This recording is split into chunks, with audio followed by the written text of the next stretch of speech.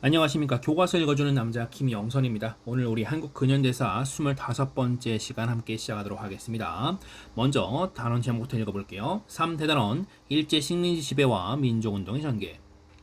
5중단원 전시동원체제와 민중의 삶. 1소단원 대공황과 제2차 세계대전.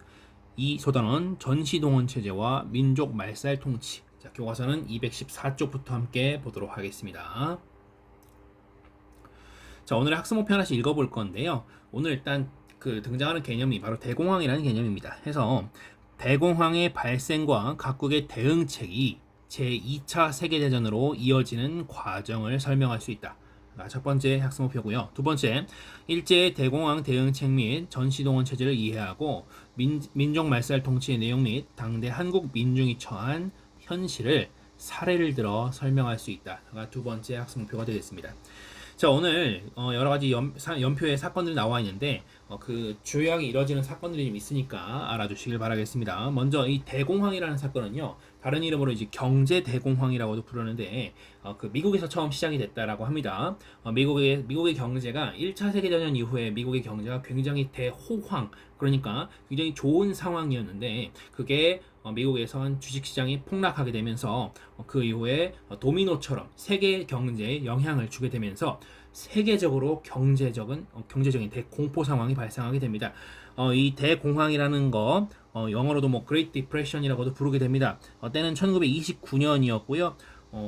굉장히 파급력이 큰 그런 사건이었다고 합니다. 뭐 29년부터 뭐 한 몇 년 더 지나서는 미국에서 실업률이 뭐 거의 3명 중 1명은 실업을 했을 정도로 일자리가 없을 정도로 굉장히 심각한 상황에 이르기도 했다라고 합니다. 아무튼 그러한 대공황 상황이 전 세계적으로 또 영향을 미쳤다라는 것입니다. 자, 1931년 가면요. 일본이 만주를 침공합니다. 그것을 우리는 만주사변이라는 이름으로 기억을 하고 있고요. 그 일본이 또 6년 뒤에는 중국과 대대적인 전쟁을 벌이게 됩니다. 1894년도 청일전쟁이 이어서 1937년 중일전쟁, 다시 한번 두 나라가 맞붙게 된 것이지요. 자, 이 만주사변 일으키고 중일전쟁 일으키고 일본은 이후에 그 전쟁을 계속 수행하기 위해서 이 한국에서 사람들을 인적 자원을 혹은 물적 자원을 끌어올리게 되게 됩니다. 그게 바로 지원병제 그리고 국가총동원법이거든요. 물론 한국에서만 뽑아올린 게 아니고요. 일본 자국 내에서도 상당한 자원들을 뽑아올리게 됩니다. 39년이 되면요. 국민징용령이라는 것을 실시하게 되고요. 국민이라는 단어가 나왔는데요. 굉장히 특이한 지점입니다. 이따가 요거 한번 같이 보도록 하겠고요.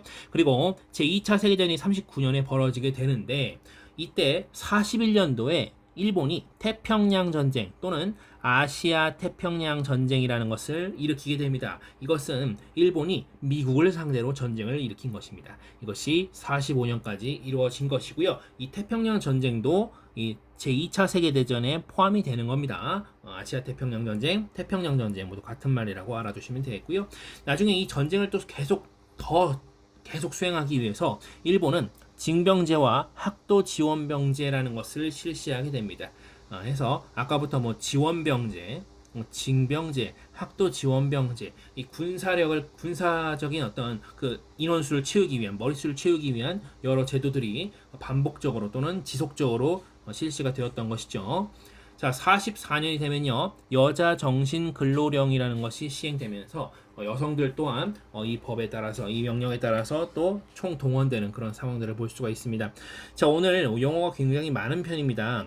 보시면 대공황, 중일전쟁, 제2차 세계대전, 태평양 전쟁, 뭐 이런 것들은 우리가 아까 우리 연표에서 봤죠. 자, 그런데 이 뒤로 나오는 것들, 병참 기지화 정책, 남면 분양 정책, 민족 말살 통치, 한국 시민화 정책, 전시동원 체제, 국가 총동원법, 공출, 일본군 위안부. 자, 이러한 내용들은 모두 일본이 어떻게 전쟁에 한국인들을 동원하고 또는 민족을 말살하려고 했는지 이런 내용들이 같이 담겨 있는 겁니다. 오늘의 세계사적 사건과 그리고 한국사 내지는 일본사에 얽혀있는 그런 이야기들이 좀 얽혀서 나올 예정입니다. 자, 오늘 본격적으로 내용 들어가 보도록 하겠습니다. 자, 먼저 Great Depression 이라고 해서 대공황이라고 번역이 되죠. 자, 그런데 이 대공황, 세계적인 경제 대공황 상황 속에서 그럭저럭 버틸만 했던 나라들이라고 쌤이 좀 붙여봤습니다. 그 나라들이 바로 미국과 영국과 프랑스입니다. 자, 뭐 보시면 1번 보시면 대공황 속 미국이 어떻게 대응했느냐라는 것인데요. 자, 이들은요. 이 경제 위기 속에서 뉴딜 뭐 이렇게 새롭게 다룬다는 겁니다. 새로운 뭐 거래 아니면 새로운 다룸 뭐 뉴딜 정책이라고 할 수 있겠죠. 자, 이 뉴딜 정책을 실시하면서요. 이게 당시에 루즈벨트라고 하는 대통령이 실시를 했다라고 하고요. 자, 그리고 이때 주요한 내용들이 주로 정부가 주도하는 대규모 토목사업은 뭔가 건물을 짓는 거예요. 해서 이런 건물 짓는 걸 통해서 토목사업 통해서 일자리를 창출했다라고 하는 것입니다. 뭐 이때 뭐 댐도 지어지고 이것저것 지었다라고 합니다. 자, 영국과 프랑스는 어떻게 대응했느냐? 각각 자신의 나라인 본국과 그리고 세계 여러 나라의 전 세계에 퍼뜨려져 있던 식민지를 연결해서 그렇죠. 블록이라고 하죠. 자, 블록 경제를 형성하게 되었습니다. 자, 블록 경제를 통해서 본국과 식민지 간의 경제 결속을 강화시켜서 어떻게든 이 경제 위기를 타개해보려고 했던 것이지요. 자, 그런데 그러지 않았던 미국, 영국, 프랑스와 같지 않았던 그런 상황이 조성되지 않았던 나라들이 있습니다. 그런 나라들이 바로 여기 있는 이탈리아, 독일, 일본 세 나라였습니다. 이 세 나라에서는 각각 이 파시즘, 나치즘, 그리고 밀리터리즘 다른 말로 군국주의라고 불리는 것이 이제 발호 이렇게 되는데요. 대공황과 멘탈 바사삭이라고 붙여봤습니다. 이 세 나라는요, 이 경제 위기 속에서 나름 강대국에 속해 있었으면서도 불구하고 이 경제 대공황 상황 속에서 굉장히 어려움을 겪게 됩니다. 해서 이 나라들에서 대공황 전후에서 전체주의가 등장하게 되는데요. 주의할 것은 전후입니다. 전후. 대공황이 일어나기 전부터 전체주의가 이미 스멀스멀 떠오르던 나라도 있어요. 그게 바로 이탈리아입니다. 자, 여러분들, 이탈리아는요, 1920년대 초반부터 해서 무솔리니를 중심으로 해서 1차 대전 직후에 파시스트 당이 결성이 됩니다. 그리고 대공황으로 이제 경제가 침체됐잖아요. 29년부터 그죠? 그래서 이후에 이 에티오피아를 침공하는 등 대외 팽창에 나서게 됩니다. 자, 독일 같은 경우는요, 이 히틀러를 중심으로 해서 나치당이 구성이 되는데 이들은 이제 대공황 이후에 좀 권력을 차지하게 되거든요. 이 나치당 같은 경우는 독일에 대한 처절한, 그러니까 1차 대전의 패전국에 대한 처절한 혹은 철저한 책임을 물었던 그 베르사유 조약 기억나시죠? 이 베르사유 조약의 폐기 그리고 독일의 재무장을 추진하게 됩니다. 이러면서요, 이게 다른 나라에서 이 독일을 보고 야, 왜 그래? 야, 하지마 하게 되는데 그렇게 강하게 제스처를 취하지 않고요. 야, 쟤네 왜 저러지 하는데 독일은 계속 팽창을 하게 됩니다. 그러다가 이렇게 주변에 있는 나라들을 병합, 오스트리아, 체코슬로바키아 병합하고요. 그리고 폴란드를 위협하는 등 대외 팽창에 나서게 됩니다. 그리고 그 와중에 여러분 뭐 잘 알고 있죠. 나중에 그 홀로코스트라고 불리는 것까지 이제 이때부터 이미 상황이 발생하는데요. 유대인, 집시 등 사회적 소수자들에 대한 인권 유린이 자행되게 됩니다. 이 경제적인 어려움이 발생하다 보니까 이때 더 크게 어려움을 겪는 사람들은 사회적으로 소수인 그런 사람들인 거죠. 예나 지금이나 다르지가 않습니다. 자, 일본 같은 경우는요, 31년도에 이 경제 위기를 타개하기 위해서 만주 사변, 아까 연표에서 봤어요. 31년 만주 사변 일으키고요. 32년 상하이 사변. 요거 예전에 그 이봉창, 윤봉길 열사 얘기하면서 같이 이봉창, 윤봉길 의사 이야기하면서 같이 얘기했던 그 상하이 사변입니다. 상하이를 침공했었던 사건이죠. 그거 축하하려고 훈커공원 모였다가 윤봉길 의사가 의결을 일으켰었죠. 자, 1937년 무슨 사건이 일어나는데 루거우 차오, 이 중국말이라고 그렇습니다. 우리말로는 뭐 노구교라고 하는 뭐 다리인 것 같아요. 다리. 거기에서 사건이 일어나는데 이것으로 인해서 이제 중일 전쟁이 발발한다라고 보고 있습니다. 자, 이후에 이제 전쟁을 계속 수행해야 되죠. 누가 그죠? 일본 제국은 계속 전쟁을 수행해야 돼요. 그래서 이들은 병참기지화 정책이라는 것을 한국에서 펴게 되는데요. 이게 뭐냐면 일본과 한국과 만주를 연결하는 경제 블록. 블록 어디서 봤다, 그쵸? 마치 이 경제성 공항 속에서 이 프랑스와 영국이 취했던 이 블록 경제 있잖아요. 그것처럼 이 일본도 그걸 하고 싶었던 거예요. 그래서 이 경제 블록을 형성해서요, 이 한반도 북부 지역에 있던 공업지대를 북부의 공업지대를 만들게 됩니다.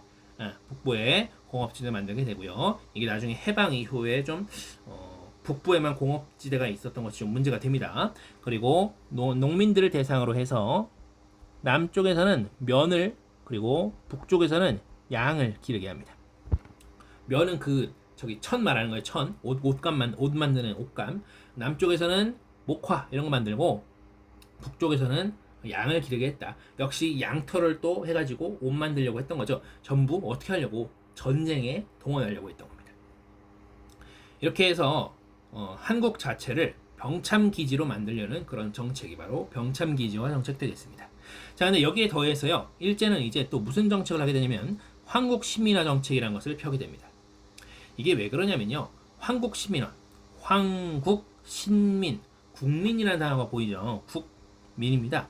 국민이 원래 황국신민의 준말이었어요. 당시 일제 당시에. 해서 여러분들 황국신민, 황제, 즉 천황, 일본 천황에 충성하는 그런 신하된 백성, 신민, 이게 바로 황국신민인데요. 이제 일본에서 조선인을 일본 사람이라고, 일본의 국민이라고 얘기하기 시작한 거죠. 왜냐? 이 위대한 일본 제국의 전쟁에 동원하기 위해서 그렇게 했던 겁니다. 하찮은 조선인인 상태로는요, 이 대일본 제국의 전쟁에 같이 할 수 없는 거예요. 그런 사명을 다 같이 할 수 없는 겁니다. 근데 사실 뭐 말이 그런 거지, 사실 사람이 더 많이 필요했겠죠, 전쟁을 수행하면서. 그러니까 이제 이전까지 실시하던 조선인에 대한 차별을 이제 한국 시민화 정책이라는 어떤 기만적인 정책으로 덮기 시작한 겁니다. 그래서 무슨 얘기를 하기 시작하냐면 일선 동조론, 일본과 조선은 같은 조상을 두고 있다, 일선 동조론이고요. 그리고 내선 일체를 주장하게 됩니다. 내선 일체는요, 역시 일본 내지인과 그리고 조선인은 내지인이 일본 사람이에요. 일본인과 조선인은 하나의 몸과 같다라고 하면서 내선일체 내지는 내선일체론 같은 것을 주장하게 됩니다. 그리고 우리는 한국 시민으로서 어떠고저쩌고 해야 된다, 무슨 의무를 막 암송하는 게 있어요. 그게 한국 신민 서사입니다. 그것을 강제로 암송하게 하고요. 전국에 신사를 설치하고, 무슨 일본에도 뭐 신사 있잖아요. 야스쿠니 신사 이런 것처럼 신사를 설치하고, 그리고 참배를 의무화하게 됩니다. 그리고 궁성을 향해서, 일본 궁성을 향해서 요배, 절하는 거 있거든요. 그것을 강요하게 됩니다. 자, 그리고 조선 이름을, 한국 이름을 못 쓰게 하고요. 창씨개명 들어봤죠? 창씨개명을 하게 됩니다. 그리고 한국어 사용을 아예 금지하게 되고요. 조선일보, 동아일보는 폐간됩니다. 폐간되고요. 여의예요, 여의. 또 글씨 못 썼다고 또 뭐라 할라. 여의 폐간입니다. 자, 그리고 초등교육기관 명칭을 국민학교로 바꾸게 됩니다. 근데 아까 말했었죠. 국민은 황국 신민의 준말입니다. 이 조선인들을 황국 신민으로 만들려는 그런 회책이 담겨 있는 것이죠. 그런 계략이 담겨 있었던 겁니다. 그리고 또 아주 환장하는 법령이 있는데 36년에는요. 조선 사상범 보호관찰령, 그리고 41년이 되면 이 조선 사상범에 대한 예방 구금령이 내려지게 됩니다. 무슨 내용이냐면 이전에 뭐 독립운동, 그러니까 사상이죠. 독립운동 내지는 사회주의 운동을 하던 이런 사람들, 그러니까 사상범이라고 불러요. 그런 사람들에 대해서 36년 보호관찰하겠다고 합니다. 보호관찰. 쉽게 말해서 보호관찰이지, 이건 그냥 감시죠, 감시. 좋게 말해서 보호관찰인 거고, 감시고요. 근데 이게 5년 뒤에 41년이 되면 예방구금. 얘네 그냥 밖에 냅두면 안 될 것 같아. 그래서 특별히 다른 어떤 범죄를 저지르지 않았음에도 불구하고 미리 예방한다라고 해서 잡아다가 가둬버립니다. 그게 조선 사상범 예방구금령입니다. 41년도에 이렇게 법이 만들어졌었고요. 자, 그리고 조선어 학회는 예전에 얘기했었죠. 42년도 우리말 사전 뭐 이런 거 만들고자 했던 그 조선어 학회는 42년도 조선어 학회 사건이라고 불러요. 해서 이것이 해산됩니다. 자, 그야말로 조선인으로서의 민족성을 말살하려는 그런 정책들이었다라고 해서 민족 말살 통치라고 볼 수 있죠. 민족 말살 통치. 자, 이제 끝으로 보겠습니다. 일제 한국인 수탈 사례인데요. 자, 먼저 물적 수탈과 인적 수탈로 좀 나눠져 있습니다. 물적 수탈은 재산상의 그런 물리적인 수탈을 의미하고요. 인적 수탈은 말 그대로 사람을 끌고 간다는 것이지요. 자, 38년도에 가면요. 1938년도에 일제는 국가 총동원법이라는 것을 선포하게 됩니다. 그러니까 본인 나라였던 본국이었던 일본과 뭐 조선, 뭐 대만 뭐 가릴 게 없어요. 그냥 싹 총동원하는 거예요. 왜? 전쟁을 수행하기 위해서. 그래서 공출을 실시합니다. 공출은요, 물건을 싹 먼저 그 싼값에 막 뺏어와요. 싼값에 막 털어갑니다. 그리고 배급을 해주는 거예요, 사람들한테. 그게 이제 공출, 배급제로 이어지는 것이고요. 자, 그리고 식량 수탈, 식량을 막 다 뺏어가고요. 그리고 나라를 지켜야 된다 하면서 국방 헌금을 강요하게 됩니다. 그리고 인적 수탈 사람들 가볼게요. 사람들. 자, 1939년 아까 봤던 겁니다. 국민 징용령이 있었다라고 했죠. 징용은 징용을 강제로 데려다가 일시키는 거예요. 전쟁터에 내보내는 게 아니라 일시키는 겁니다. 징용령. 그리고 38년대 가면요. 육군 특별 지원병제 아까 얘기했었죠. 지원병제. 그리고 43년도 3월에 가면 징병제 되죠. 자, 근데 이게 지원병제라고 해서 막 나는 드디어 일본 식민이 되었구나 하면서 나도 전쟁에 막 수행해서 일본인이 돼야지, 자랑스러운 일본 시민이 돼야지 라고 하면서 갔던 게 아닙니다. 가둬놓고 지원시킨 거예요. 그러니까 강제로 지원시킨 거죠. 이게 나중에는 대놓고 강제로 징병하게 되는 상황이 발생하고요. 그리고 10월달 43년 10월이 되면요, 사람이 부족해요. 더 이상 어른들만 데려갈 수가 없네. 그래서 학생들도 학도 지원병이라는 것을 명목으로 해서 데려가게 됩니다. 이것도 어떻게 그들이 자원해서 갔겠습니까? 전쟁 가서 다 총알바지 되는 건데, 말이 지원병제였겠죠. 말만. 자, 44년대 가면요, 여자 정신근로령이란 거라고 했었죠. 이 정이 막 이렇게 충정 어린 뭐 그런 거 얘기하는 거예요. 자, 1930년대 가면요, 1930년대 초반부터요, 일본군 위안부가 운영됐다는 그런 증거들이 다 있습니다. 1930년대 초반부터 일본군 위안부는 운영이 됐다. 근데 44년에 가면 여자 정신근로령, 여성들 데려다 일시켰다는 뜻인데, 못 맞춰 일해라 뭐 이런 뜻인데, 1930년대 초반부터 이미 일본군 위안부가 운영이 되었다. 요것은 나중에 우리가 또 기회가 되면 같이 얘기를 좀 다뤄보도록 하겠고요. 자, 이제 제 2차 세계대전 얘기를 좀 살짝만 다뤄보고 끝내려고 하는데요. 보시면 이렇게 써놨습니다. 인간의 욕심은 끝이 없고 같은 실수를 반복하지. 왜냐? 우리가 제 1차 세계대전에서 그 커다란, 그러니까 더 그레이트 워라고 불렸던 그 전쟁을 이미 다 알고 있는데도 불구하고 인류는 두 번째 세계대전을 일으킨 것이죠. 그러니까 이렇게 좀 써봤습니다. 자, 7번 가시면요, 그 전쟁의 발발 과정, 그리고 그 8번은 그 전쟁의 종전 과정을 묻고 있습니다. 자, 발발 과정 좀 볼게요. 발발한 이후에 어떻게 좀 이루어지느냐. 자, 독일과 이탈리아 그리고 일본, 아까 있었던 그 세 나라네요. 그쵸? 그 전체주의가 일어났었던 그 세 나라입니다. 자, 이 세 나라는요, 방공협정을 맺게 됩니다. 1936에서 37년 정도였다라고 합니다. 그래서 이들은 우리가 세상에 이 세계의 주요한 축이다라고 해서 스스로를 추축국이라고 불렀습니다. 추축국. 자, 그리고 독일은요, 소련과 불가침 조약, 우리 서로 침범하지 말자라고 조약을 체결하기 난 이후에, 아까 폴란드 위협한다 그랬죠? 폴란드 침공하게 됩니다. 자, 이에 대해서 이 폴란드를 침공하고 나니까 영국이랑 프랑스가 정신이 번쩍 든 거예요. 영국이랑 프랑스가 이제 반격을 하게 되고요. 그런데 독일은 이 전쟁을 오랜 시간 또 준비를 미리미리 해왔죠. 그래서 대공세를 펼치면서 유럽 대부분을 장악합니다. 심지어 프랑스도 독일이 집어삼킵니다. 그때 당시에 프랑스에 들어섰던 정부가 비시 정부라고 하는 그런 어떤 허수아비 정부도 있었죠. 자, 일본 같은 경우는요, 중일 전쟁이 장기화됩니다. 1937년에 뭐 일으켰던 그 중일 전쟁이 장기화되면서 이 동남아시아를 또 침략해요. 동남아시아 침략하고요. 여기서 미국이 야 그만해 일본 왜 그래 하니까 미국이 압박을 나서니까 미국도 공격하게 됩니다. 그게 바로 태평양 전쟁입니다. 근데 태평양 전쟁을 하는데 그냥 미국이랑 싸우는 거죠. 근데 일본이 아직 중국이랑 전쟁이 안 끝났어요. 그러니까 일본은요, 이 세상에서 사람이 머릿수가 제일 많은 그 중국과 그리고 돈이 제일 많은 미국과 동시에 전쟁을 수행한 어마어마한 나라였습니다. 아무튼 이런 식으로 이제 전쟁이 벌어지고 있었고요. 자, 그러다가 어떻게 종전이 됐느냐? 자, 미국 같은 경우는 이 태평양에서 일본과 아주 대차게 싸우고 있었죠. 해서 이 미드웨이 해전이라는 곳에서 미국이 승리하게 되고요.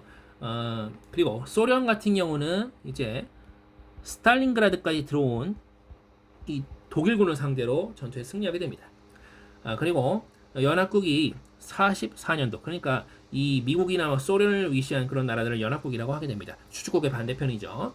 해서 노르망디 상륙작전을 성공하게 되면서 또 프랑스를 수복하게 되는 거죠. 그리고 끝으로 미국이 히로시마와 나가사키에 원자폭탄, 인류의 대비극이긴 한데 어쨌든 45년 8월에 원자폭탄을 하나씩 떨어뜨리게 됩니다. 그러면서 연합국이 승리하게 되고요.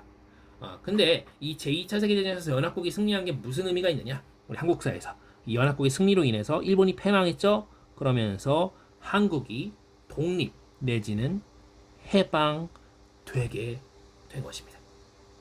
오늘 내용이 좀 많았어요. 벌써 20분이 넘어가는데 어쨌든 오늘 제2차 세계대전 그리고 제2차 세계대전에 따른 일본의 조선에 대한 정책 변화 이런 것까지 우리가 같이 좀 살펴보았습니다. 오늘 여기까지고요. 대단히 고생 많으셨습니다.